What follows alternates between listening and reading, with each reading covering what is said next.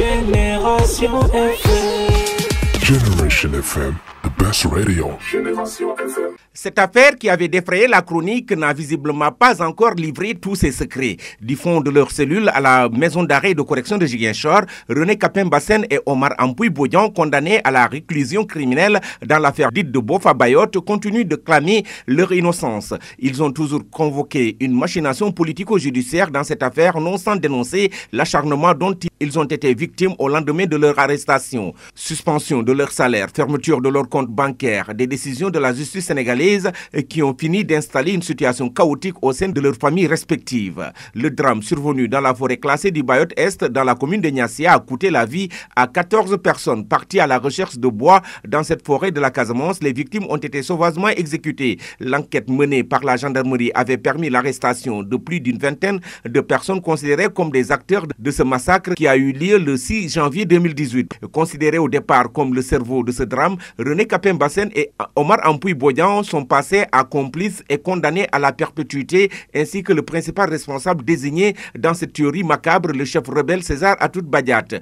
Pourtant, ce dernier a été jugé et condamné à la perpétuité par contumace par la chambre criminelle de Ziguinchor. Le juge a émis un mandat d'arrêt international à l'encontre du chef rebelle. Malgré tout, c'est le même César Atoute Badiate, refusant de déférer à une convocation du juge, qui s'est retrouvé autour d'une table de négociation avec l'État du Sénégal. C'est un paradoxe. Si on avait suivi la procédure, la personne devrait être arrêtée selon des personnes avisées. Les autres accusés identifiés par le procureur comme auteurs directs du crime dans l'affaire ont été acquittés. Ce traitement est troublant et remet en question les principes fondamentaux de la justice tels que la présomption d'innocence. Cette affaire prend ainsi l'allure d'une machination politico-judiciaire où la justice semble jouer à l'aveugle en emprisonnant Ampouy et René, tandis que les autorités sont en bon terme avec César Atoute Badiate. À qui profite la détention de René Capain-Bassène et de Omar Ampouy-Bodian?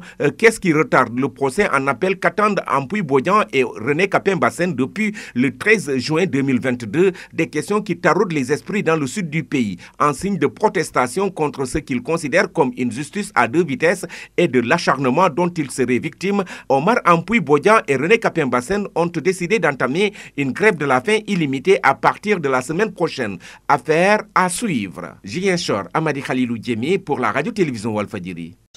Génération FM. Generation FM, the best radio. Génération FM.